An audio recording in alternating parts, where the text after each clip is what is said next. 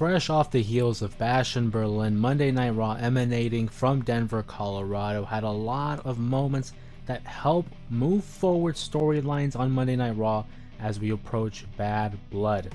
What is going on, everybody? Pro wrestling fans alike, my name is Jose Ramos Jr. Welcome to another post-show reaction to Monday Night Raw. A Monday Night Raw, again, as I mentioned at the top of this video, had some moments that were helping furthering current storylines, introducing new rivals and new directions.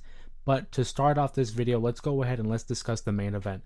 It was a tag team match that saw the World Tag Team Champions, the Judgment Day's Finn Balor and Big Head JD McDonough versus the makeshift team of Damian Priest and Mr. Yeet himself, Jey Uso. I love the combination of Jey and Damian. It's a good contrasting styles of a badass like Damian Priest and the ultimate vibe in Jey Uso, and combining them with the likes of a Rhea Ripley. Now that is a trio that I can get behind. Of course, I think we all knew what the outcome of the matchup would be. Baby faces go over despite the interference from the Judgment Day, and I'm curious to see how we move forward with the Jey Uso and Rhea Ripley partnership, love, romance, whatever they got going there. It's been hinted for quite some time. Will they go through with it? I personally don't think so. I think we're going to get these hints as we've continued to do so in the last couple months or so, but I don't think it's going to go into a full-fledged, relationship like how Dominic and Rhea was hinted. But I like what I see with the Terror Twins still being presented as top attractions on Monday Night Raw. Of course, both individuals coming off of world title reigns, and it appears that Rhea Ripley sets her sights on the Women's World Championship as she got the pinfall over the current champion Liv Morgan. That will more likely take place at Bad Blood, and Bad Blood really is shaping up to be quite the event. We're having so many different rivalries and storylines probably culminating at the Bad Blood event, and with a name like that, you would expect some type of ramifications and consequences for the rivalries that have been taking place on Monday Night Raw. Of course, one I do want to talk about is the CM Punk and Drew McIntyre feud, which they kind of presented as being resolved at Bash in Berlin, as CM Punk defeated Drew McIntyre in that strap match that exceeded my expectations. If you want my full in-depth reaction to that, make sure to go ahead and check out the Bash in Berlin reaction video that I uploaded back on Saturday. But I digress. Going back to CM Punk and Drew McIntyre, they hinted at resolving that. I think we all knew that wasn't going to be the end.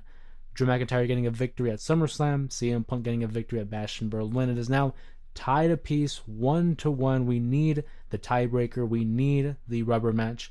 And it's like I've been praising and praying on for the last couple of weeks on this channel, and that's a Hell in a Cell match between Drew and CM Punk. If there's going to be one matchup at Bad Blood that gets the Hell in a Cell matchup, it is Punk versus Drew. It is a hill I am willing to die on. The only other matchup that I could see making a case for is Liv Morgan and Rhea Ripley.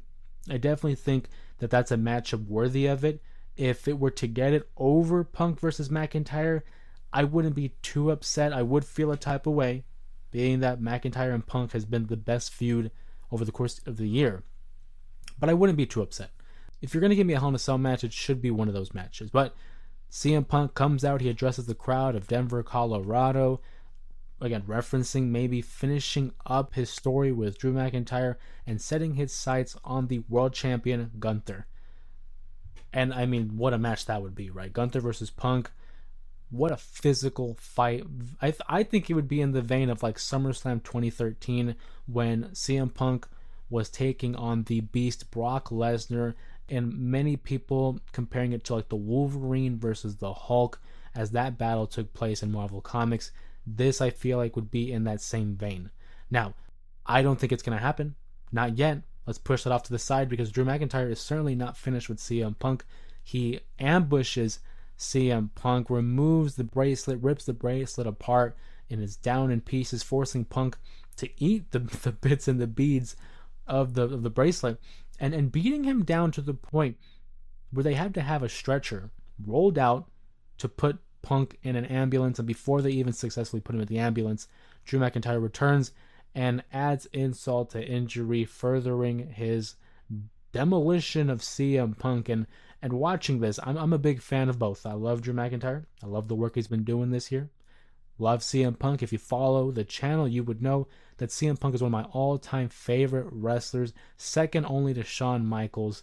So for me, the my allegiances, my loyalty has to go with CM Punk. That's my guy, So I'm rocking with CM Punk. I need him to get his get back, and it's probably going to lead to the blow off matchup at Bad Blood. That is certainly something to look forward to. But Bad Blood again, shaping up to be a great event because we might have found the next challenger for Gunther. I know CM Punk set his eyes on that world title. That won't happen just yet. He'll have to push that off to the side because Drew McIntyre is still in the crosshairs. But who stepped up to the plate to Gunther instead? Why, it's the man that defeated Gunther at WrestleMania 40, becoming the only individual to pin Gunther in the WWE. Not NXT, because that was Ilya Dragunov, but in the main roster of WWE, Sami Zayn. What an ovation! What a return for Sami Zayn. We saw him kind of take a step away from the ring after losing the Intercontinental Championship to Braun Breaker, who we will get to shortly. But Sami Zayn versus Gunther, this is the perfect transition for Gunther as he continues his reign as the world champion. You want to see the story of Sami Zayn getting an opportunity at a world title. I am of the camp who needs to see Sami Zayn win the world championship. I think it would be such a great moment. I think he's earned it. And when in comparison to other members of the locker room, what a story it would be for a guy like Sami Zayn to win the world championship, especially at the hands of Gunther, the individual that he beat at WrestleMania 40 and what was one of the better matches of the event and better matches of the year. Sami Zayn, of course, challenges Gunther for the world title, and Gunther in such an arrogant heel move, and I loved it. Put a smile on my face when he just says, "You want an opportunity at my world champion?" And he flat out tells him no. And it really brings out that bravado, that arrogance that Gunther has as this world champion, realizing that Sami's not on his level, but Sami brings out the card of, hey, you said no. Why? Because you already know that I beat you. That is a beautiful story, poetic to tell in this feud, because Gunther, for all his rights and wrongs, you can't deny the talent and the dominance of Gunther, but you have to recognize Sami Zayn. He's on the rise. He was in the Intercontinental Championship, mix. Now he's done with that. Elevate him to the main event scene, and him versus Gunther is a must-see matchup. It's a main event in any arena, and I hope that's the direction we go heading into Bad Blood in Atlanta. It's certainly a matchup that I would be looking forward to, and like I said, the card for Bad Blood is really shaping up. Another matchup that is currently scheduled is the Intercontinental Champion Braun Breaker will be defending his title against the winner of a Fatal 4-Way on next week's Monday Night Raw that will include the likes of Jey Uso, as we talked about earlier, Pete Dunne, don't call me Butch Pete Dunne, and recently on this episode of Raw, we had the last two qualifiers in that Fatal 4-Way, which included Ilya Dragunov and Braun Strowman, who filled in for Bronson Reed, who is currently dealing with COVID-19. I think that Fatal 4-Way is going to be fantastic. I think it goes without saying that probably will be the main event, if not maybe the match to begin the final hour of Raw. That match is going to be great. If you ask me for my prediction right now in this moment, it has to be Jey. We've seen Jey in his interaction with Braun Breaker, and I love the references to the family ties, as Braun Breaker, whose father is Rick Steiner, uncle Scott Steiner, and then you have Jey Uso, whose father, Rikishi, also fought to, a member of the Head Shrinkers who had a run-in with the Steiner brothers in the New Generation era, the early 90s. Love seeing ties like that to previous eras and just the previous generation for pro wrestling. I think that's the go-to. Jey Uso is on the rise. I see it being very, very much like Sami Zayn, who went to the Intercontinental Championship race. From there, he moves up the ranks to main event and essentially becomes a world champion. I don't think it's too far-fetched to believe that Jey Uso might win the world title at WrestleMania 41. I'm going to go ahead and put that on the record here right now. Quote me. I think for an early prediction, Jey Uso wins the world title at WrestleMania 41. Is it outlandish? Maybe. Does it make a little bit of sense? I think so. But we're going to talk about championships.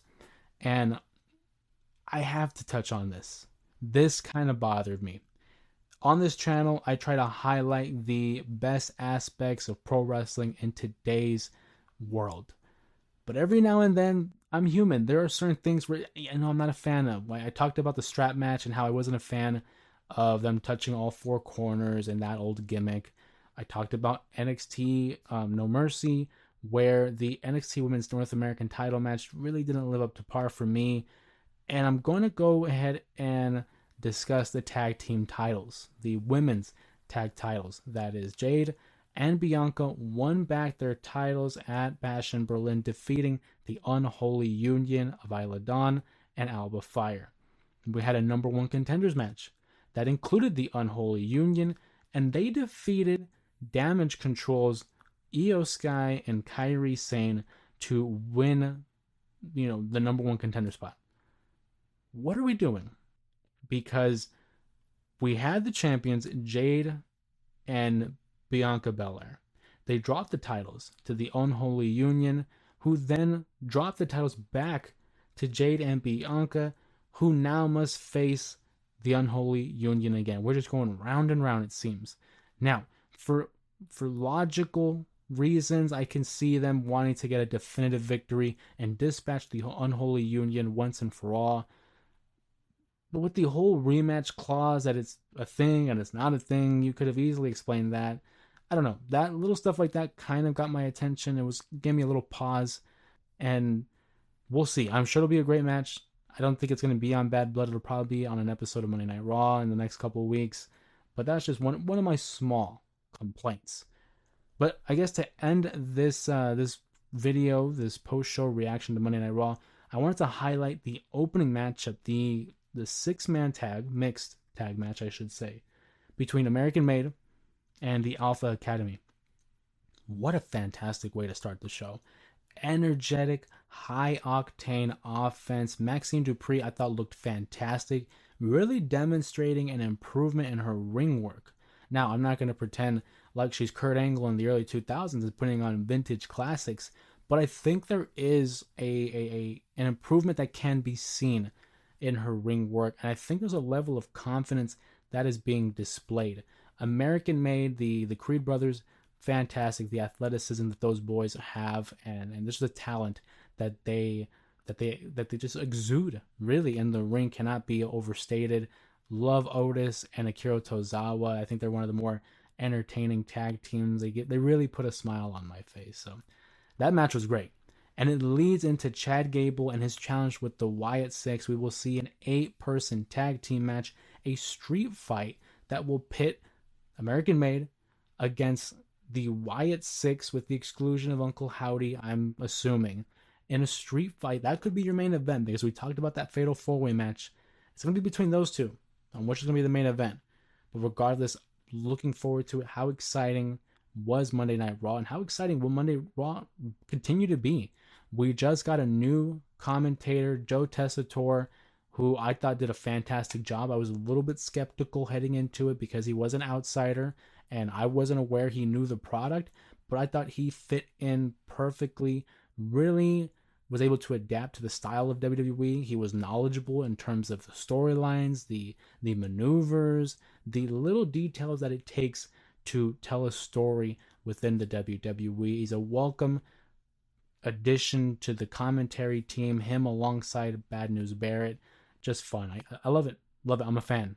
Now we look to Friday Night SmackDown, rather, how Corey Graves and Michael Cole, they already have their rapport built in.